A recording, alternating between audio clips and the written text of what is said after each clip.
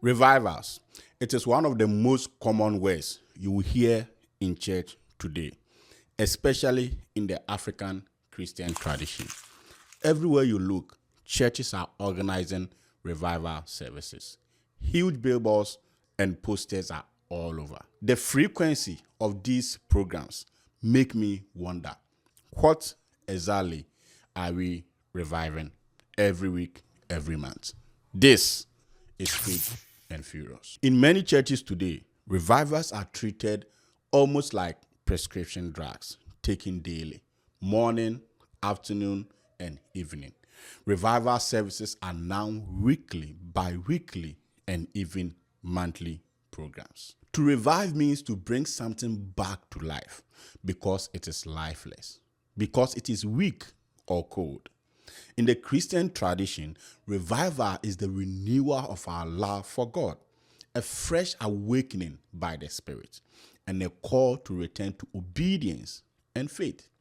We seek revival when we drift away from God's covenant of grace, and when our hearts grow cold, or when sin numbs us to His presence. True revival transforms us from within. It shapes us to live lives worthy of God's call. Biblically, revivals as an organized event don't exist, but we do see moments when God's people were called back to God. In the Old Testament, leaders like Joshua, prophets like Isaiah reminded Israel of God's covenant. And in the New Testament, the Spirit of God moved at Pentecost, and thousands of people repented and turned to God. These movements weren't about the speakers on the flyer or the lightning and sounds.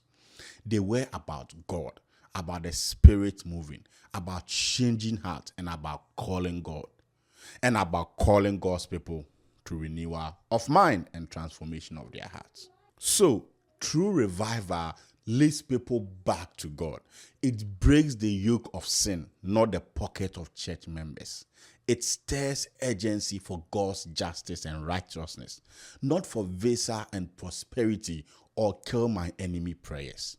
Genuine revival should push people towards holiness and even spark social change. It should change the way we relate with one another and the way we relate with God. Historically, revivals have shaped nations.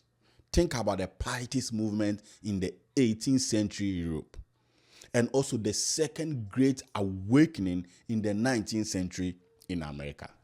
And evangelists like George Whitefield, Charles Finley, Billy Sunday, and Billy Graham in the 20th century. These revivals weren't just church events. They were seasons of conviction, repentance, and renewal because people were hungry for God. But what do we see today? Many revival services seem more about economic than spirit. Seed sowing, special envelopes, self-seeking prophecies, kill my enemy prayers, flyers full of faces, titles, and marketing. It becomes about showmanship of prophet and about the man of God rather than the presence of God. If revival is about renewing our spirit and restoring our walk with God, how did it become a ritual on the church calendar? Do our hearts really wither that quickly that we need to be revived every single month, every single week?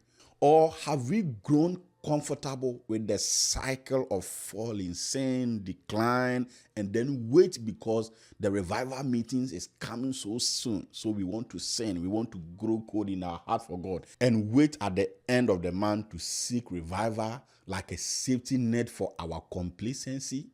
Are we truly reviving souls, or we are just rehearsing events? And are we awakening hearts, or just filling our church calendars? Because what we see today is not the move of the Spirit, but the showmanship of people.